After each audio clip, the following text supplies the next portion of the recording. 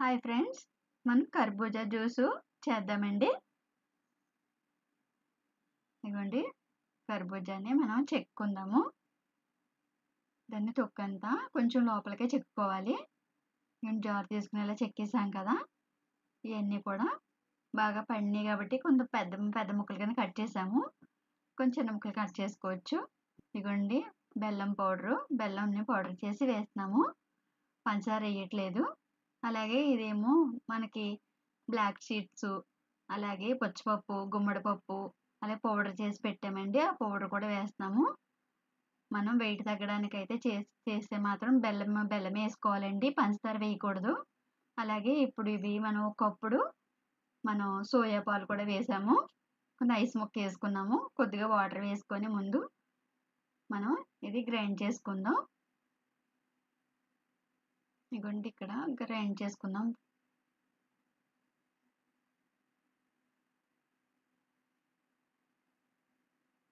ఇప్పుడు గాజు బౌల్ తీసుకొని మనం ఇదిగోండి చియా సీడ్స్,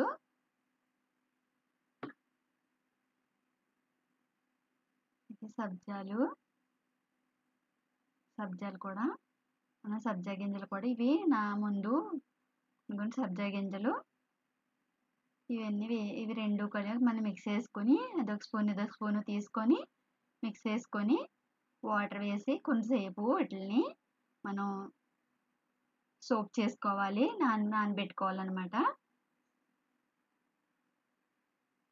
ఒక 10 నిమిషాలు ఉంచుకుంటే అండి వీటిని ఇలాగా బాగా మనకి నానతాయి. బాగా ఇలా స్పూన్ తోటండి బాగా కలుపుకొని మనం పక్కన పెట్టుకోవాలి. ఇదిగోండి, ఇలాగా కొద్దిగా నానినాయండి. నానినప్పుడు మళ్ళీ ఇంకా కొంచెం వాటర్ పోసుకొని మనం మళ్ళీ కలిపి పక్కన పెట్టుకుందాము. అలా ఒక 5 నిమిషాలు పక్కన పెట్టుకుంటే బాగా ఇవి నానుతాయి. సబ్జాలు అయితే త్వరగా నానిపోతాయి. ఇదిగోండి, ఇలా బాగా నాని కదా, ఇలా అంతా బాగా కలుపుకొని మనం జ్యూస్ చేసుకున్న తర్వాత ఆ జ్యూస్లో వేసుకుంటే వెయిట్ తగ్గడానికి అయితే మాత్రం ఇలాగ చేసుకుంటే అండి బరువు తగ్గడానికి బాగుంటుందండి. ఇదిగోండి, జ్యూస్ రెడీ అయింది.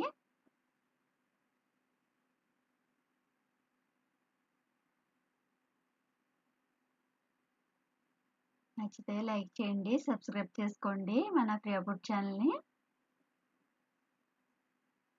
ఇదిగోండి, కప్పు తీసుకొని కప్పులోకి మనం వేసుకుందాము. మనం ఇప్పుడు సబ్జాలును చియా సీడ్స్ మనం నానబెట్టుకున్నాం కదా, ఇవి బాగా ఉబ్బినవి ఇలాగా వీటిని తీసుకొని మనం జ్యూస్లో వేసి బాగా కలిసేలాగా కలుపుదాము.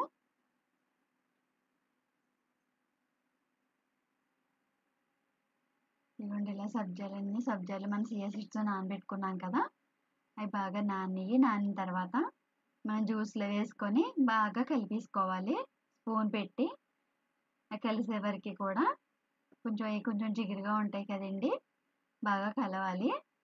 మీకు ఇవి చాలా మంచిది, బరువు తగ్గడానికి చాలా బాగుంటుందండి. అందుకే మనం పంచదార వేయలేదు, మనం బెల్లమే వేసుకున్నాము. అలాగే బెల్లమే వేసుకోండి. మన కర్బూజా జ్యూస్ రెడీ అయిందండి.